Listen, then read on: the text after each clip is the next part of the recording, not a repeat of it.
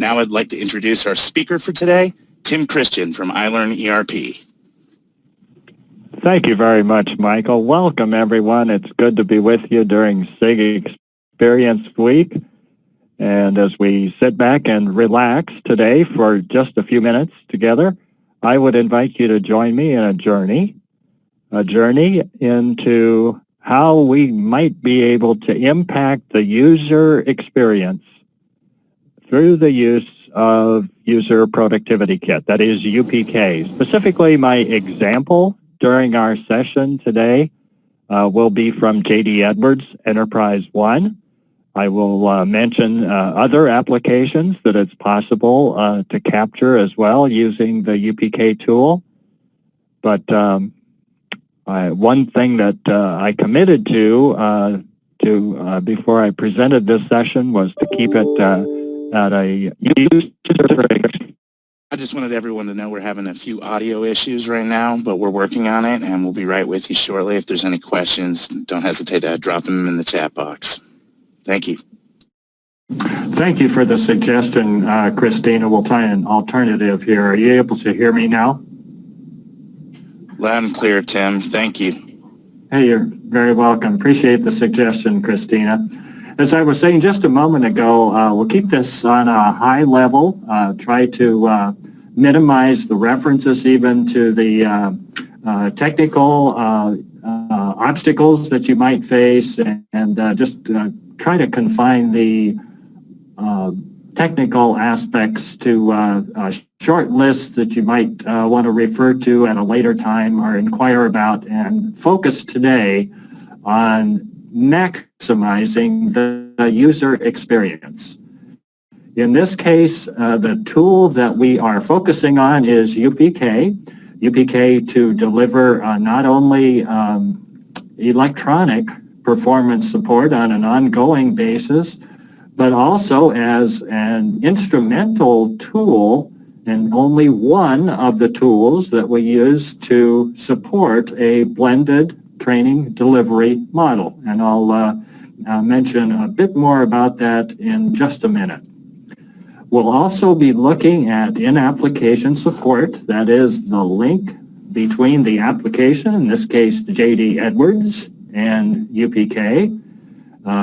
We'll take just a minute to think about the hows and whys of in-application support. And then we'll conclude with a brief look at the record it function, which is a light version of the full-blown UPK authoring tool, the UPK developer. We'll take that at the end, and we'll also be sure to leave time for discussion at the end. Meanwhile, as Michael said at the outset, we do have the chat available for comments and questions both as we go along. So let's think together now about how we might possibly use UPK as one key tool in a blended model. Now, as we all know, there are a variety of delivery modes that we could use to deliver content to our users. From classroom to webinars such as this, to a full-blown LMS e-learning course, collaboration websites, FAQs posted perhaps on a network resource, in addition to EPSS. And there are others for certain. But let's focus today on UPK as a way to deliver that electronic performance support. Now, I would invite you to walk along with me on an example of how that might look to users. Specifically, in this example, users of JD Edwards. So if you'll pay attention to your screen here, let's suppose that we're planning a trip to France. And for that trip to France,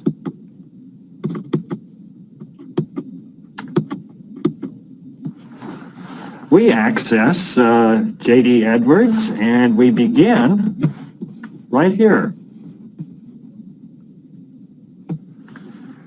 by entering the reason for our leave request. And then let's suppose as a user, for one reason or another, vacations don't maybe come along often enough to suit many of us. Maybe the user last time was in JD Edwards to request a vacation was some time ago. So this page comes up in E1, and let's suppose she or he has a question. Well, then the user can click that question mark up in the upper right-hand corner of the screen. Clicking the question mark will bring a drop-down menu where there are 3 buttons. The middle button is for help, and if the user clicks help, then if we have this configured for in-application support, that's going to launch the UPK player. Now, as you see, we have this landing page or portal configured in such a way so that we have tabs across the top. By default, the first tab, UPK, is displayed.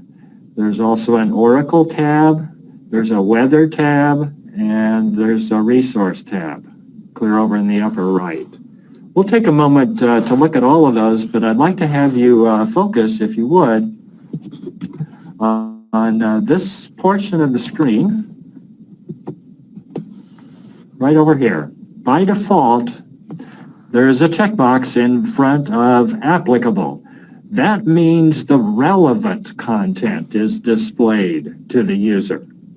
That is, entering a leave request was automatically distilled from the mass of content that we developed to support JD Edwards, and it found in that distilled content a single topic named entering a leave request. So now if the user from this point goes on and clicks one of the buttons in the center of the screen, either see it or try it, then the interaction will launch. And for this example, I have selected clicking the Try It button. So if I click Try It, then on the next page, that launches the Try It mode of UPK right on the screen that the user was on when she or he clicked Help. It does not go back at the beginning to initial steps that the user has already completed. It focuses immediately on the page on which the user had the issue.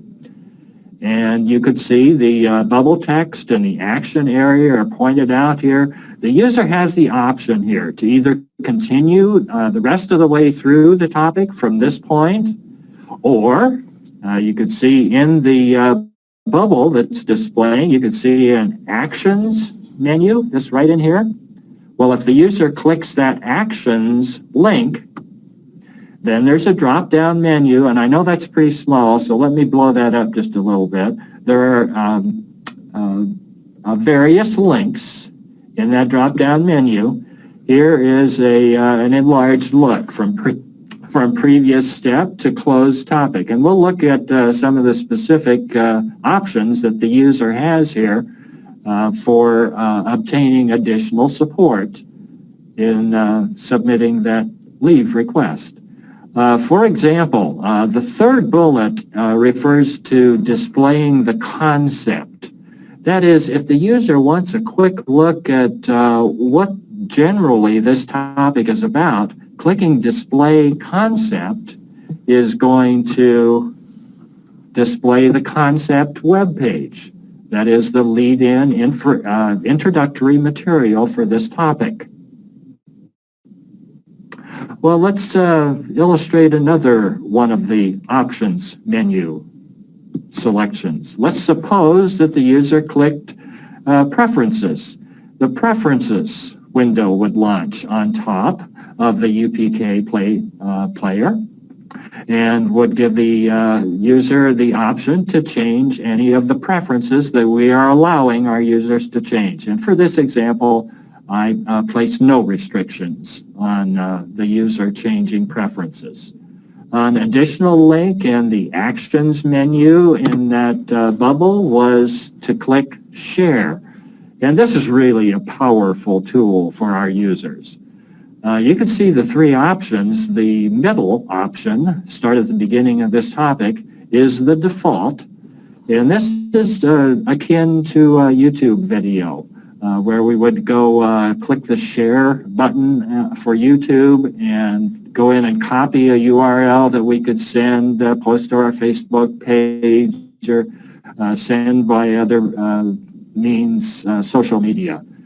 The other options on this page, the top radio button is to start the outline with this topic selected. That is, show the outline, which I'll refer to again in a few moments.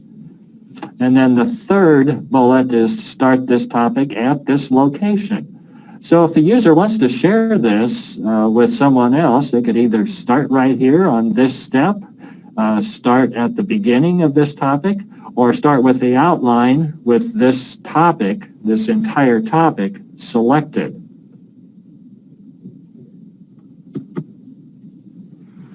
Okay, let's suppose for this example, the user elects to display the topic at the step that is selected. That is this one right here.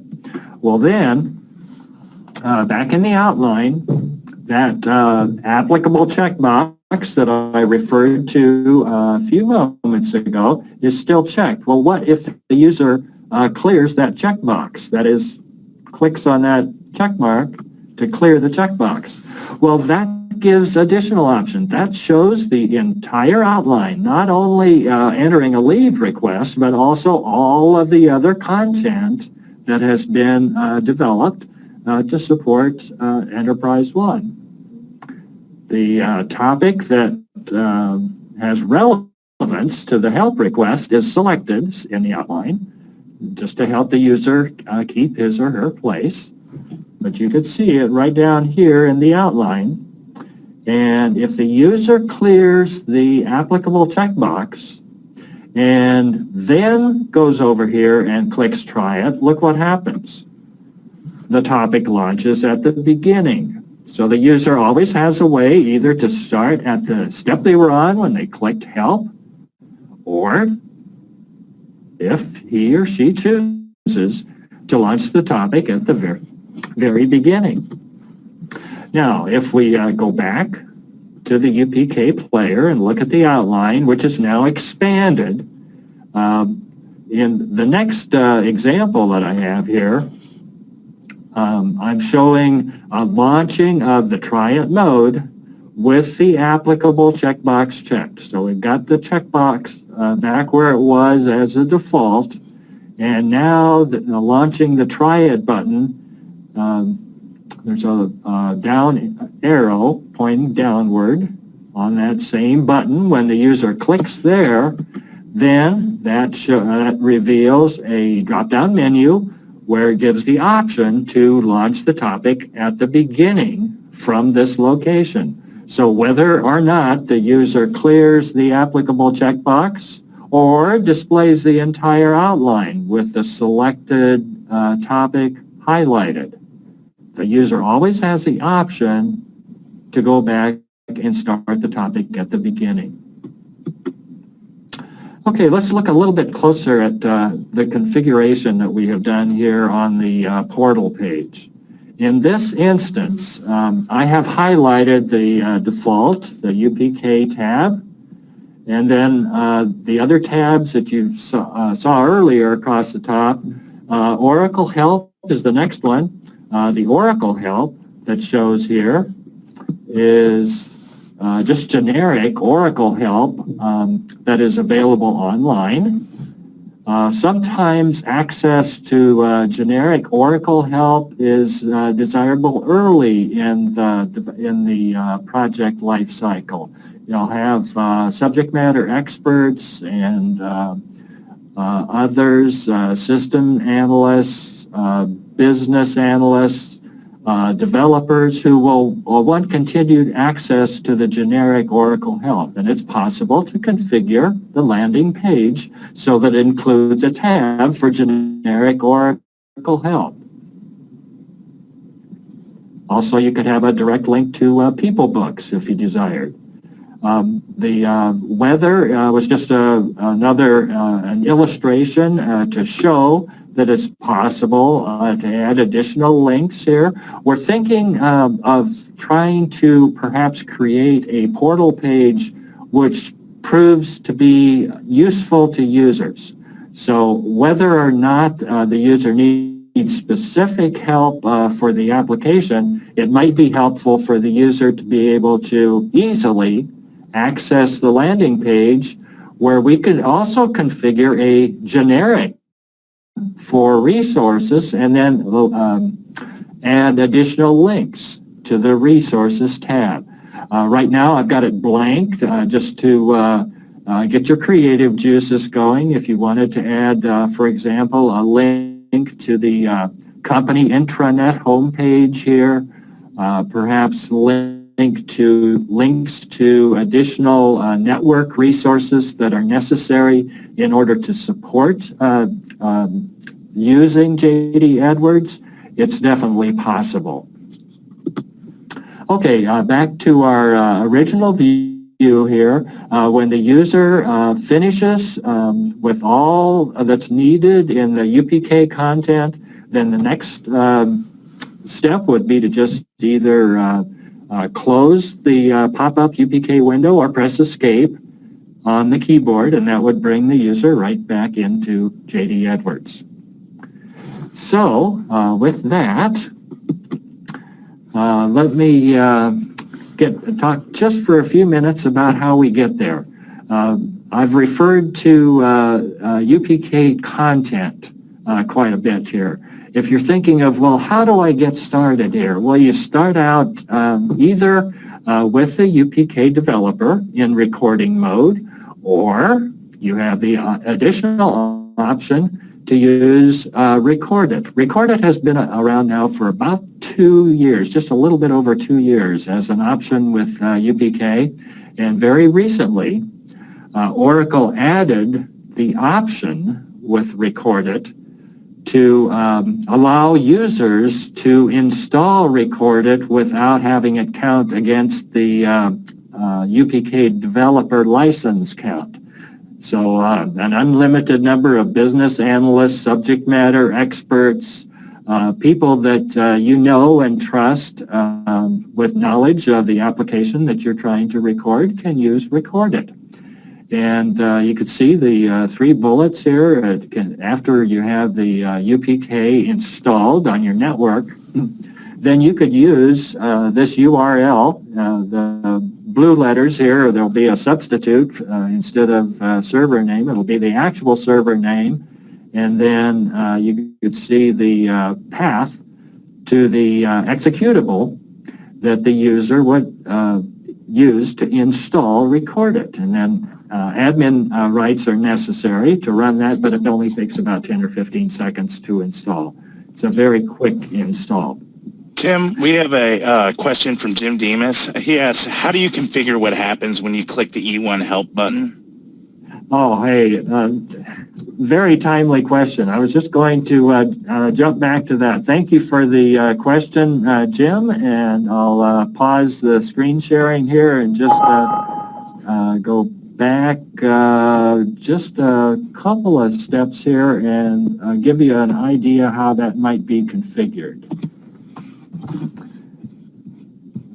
Okay, now on your screen you can see IAS configuration, and I've got several illustrations here. Back in the day, several versions back, it was necessary to go through this configuration repeatedly. That is, every time we would create a new package and publish it, whether it was a first-time publish or a revision, we had to go in and do something behind the scenes to get in-application support configured. Fortunately, Oracle gathered, I'm sure, some suggestions from users like you and me to make this a little bit easier, so they added the option to create a separate object in the library called an in-application support configuration document. Now, here is part of the user interface, and I wanted you to be able to connect what you just saw in those tabs across your screen to the actual configuration in UPK that Jim asked about. Now, starting up here at the beginning, at the top, here we just identify that we have UPK as the target application. Name is configurable. If I wanted to call it something else other than UPK, I could just do that if I desire. Most folks call it either UPK or UPK help, or some call it JDE help. It depends on the organization, really. And here's after I added the various sources. That is, I went in and added the URL for generic Oracle help. So I did that behind the scenes before I got to this part of the screen. This right in here, and then I added the URL for the weather or traffic or whatever that third tab was. And then my additional link section down here is my resource tab.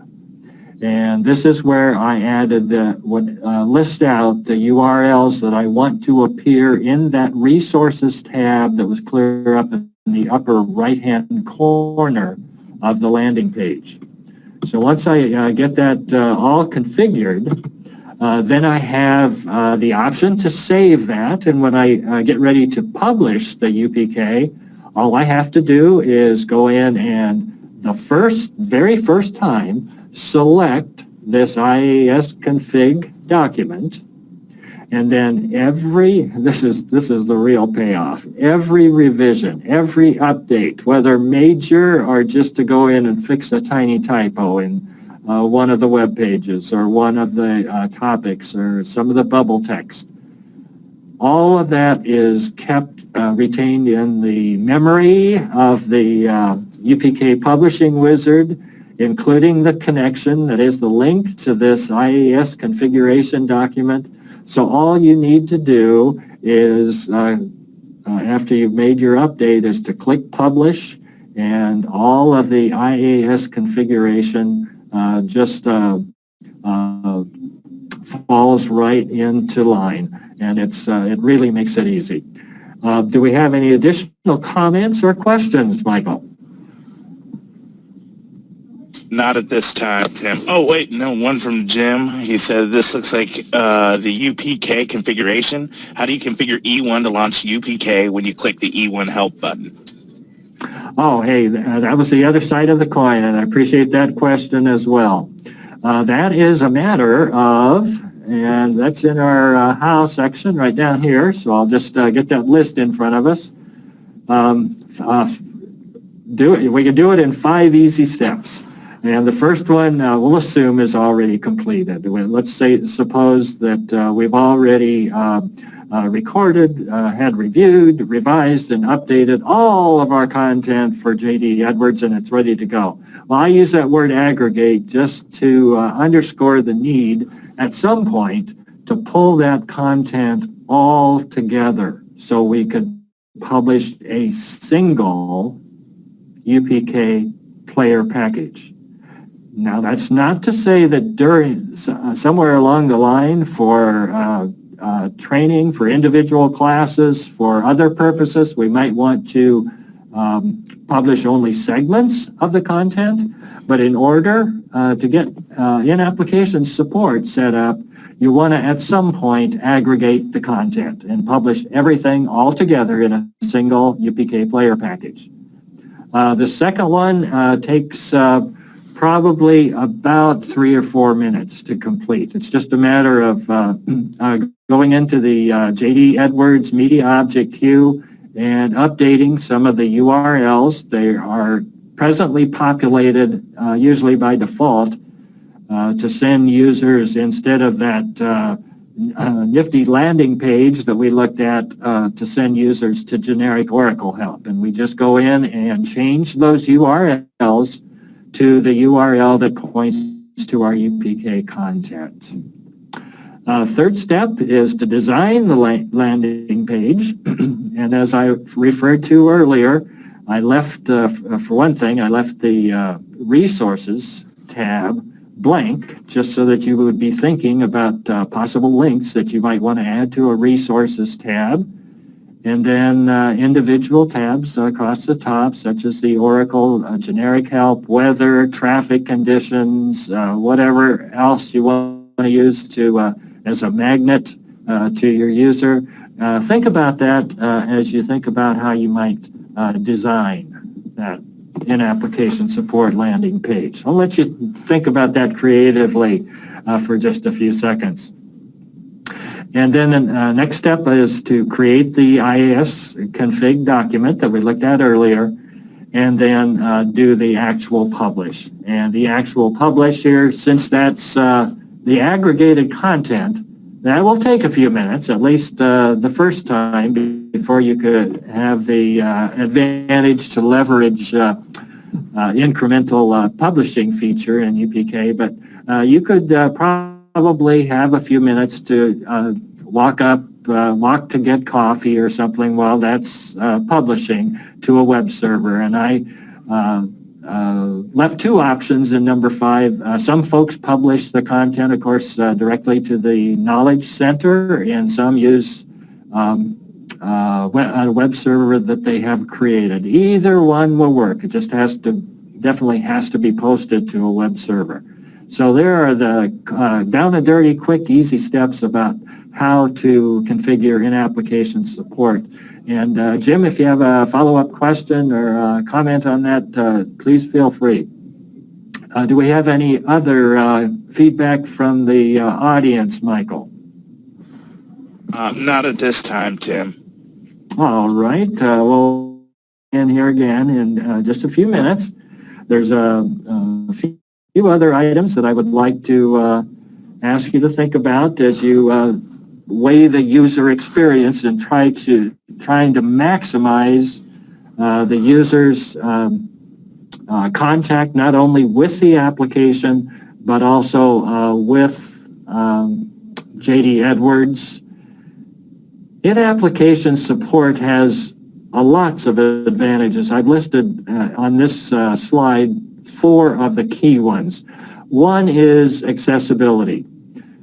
Now, when we started, all the user had to do, remember, is to click the question mark and then select help. So 2 clicks would open the relevant content in UPK with the landing page showing, but configured so that the UPK relevant content displays by default. And I'll just do a quick aside here. You saw the various tabs on the landing page. You can configure in-application support to remember the most recently visited tab.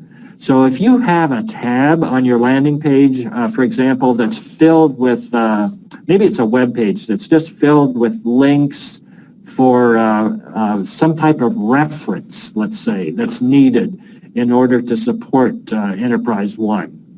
Well, in that event, then what you can do is allow the user to, by default, open that reference tab each time rather than the default UPK content. Now, you can restrict it so that it always opens to UPK, but that's another item that you want to give some thought as you think about how to create a landing page that's attractive, appealing, and serves as a magnet to the users. The other advantages besides accessibility, it's definitely relevant in terms of relevant content, relevant to the page, at least on which the user was on when the help request came in. It introduces consistency. If there is one of the applications, for example, the specific function that might originally go in several directions depending on the user. We have the option here for the users to get not only the message itself, but to get it delivered in a consistent manner across the enterprise. And probably last and most important, it's also current. We've all seen and we've all supported learners with various resources to enhance their learning and sustain their performance. Inevitably, some of those tools and resources are printed. And just as soon as they're printed, then we lose the currency. And here we have not only the opportunity to go in and interact with UPK, but we also give the user the option to immediately click that print it button and access the very latest electronic version of the UPK content. So several advantages in IAS. And Michael, I think I'll pause at this point and see if we have any comments or questions.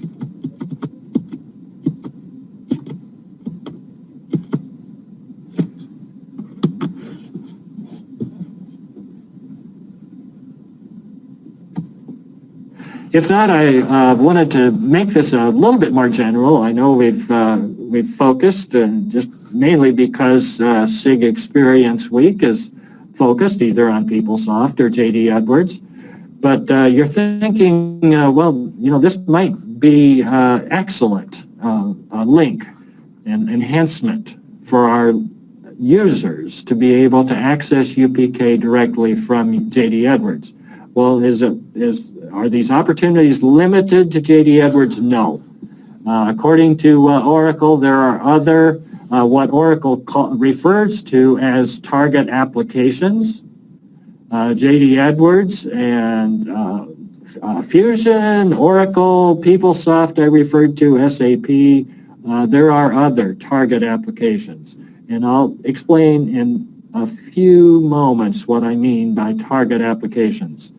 Non-target applications include all the other browser-based or web-based applications, including Microsoft Office desktop applications, Access, Word, Excel, and the others.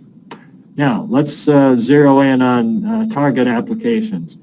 UPK is designed in such a manner so that it will allow us to support the user's context-sensitive help, relevant help in application support, whatever you want to call it, regardless of whether the original content is a target application such as PeopleSoft and JD Edwards, or it is a non-target applications, the others. The only difference is the matching technology that's used for target applications is different from the content matching technology that's used for non-target applications.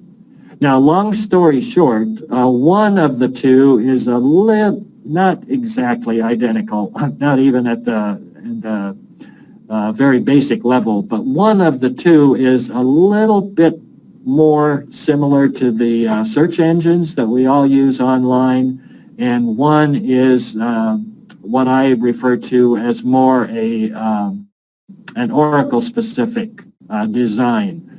And whether you are recording JD Edwards or you're recording some proprietary application within your organization, you always have the opportunity to configure in-app support and present it as we explained earlier for JD Edwards, or you can use what Oracle named Smart Help. Smart Help requires a browser plugin. The browser plugin, in order to install, does require, again, admin permissions to the computer, but it is possible to push that out as an organization. And what that does, it introduces to the browser a very lightweight, very small plugin that allows the user to invoke help by just pressing F9 on the keyboard. And I have had some experience, quite a bit of experience actually using this with other applications, and it is different from setting up an exact match for JD Edwards, for example. But in some ways, I can honestly say it's closer to the user and even more accessible than the help link in JD Edwards or PeopleSoft or Oracle R12, any of those. So some like it better, some don't like it as well, but it is definitely different. And just maybe with that in mind, one thing that Oracle did with the target applications for those folks that record JD Edwards or the others, they gave them the opportunity. They set up and posted online what Oracle named a Software Development Kit, SDK. And the purpose of the SDK is to take a non-target application and do some modifications on the front end. It does take some work in development, not a whole lot, but a small amount of work in development, and then support that using exact match technology. And I think rather than to make this a substitute for Smart Match, I think the reason that Oracle did that is to make the user experience consistent. If an organization is thinking presenting just-in-time help, contextual help by exact match was just the ticket, then they could also spread that across all of the other non-target applications with a small degree of investment on the development side. So that too, I didn't list it as a separate item, but that's SDK again, Software Development Kit, if you're looking to make the user experience 100% consistent across JD Edwards and other browser-based applications in your organization. Okay, we'll pause again at this point and see if there is discussion or comments or questions. Michael?